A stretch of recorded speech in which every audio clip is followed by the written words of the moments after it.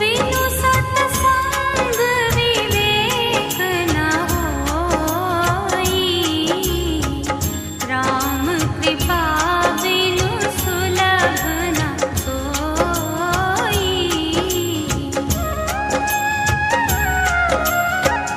बिनु सत्संग विवेक न होई, राम कृपा बिनु सुलभ न सोई।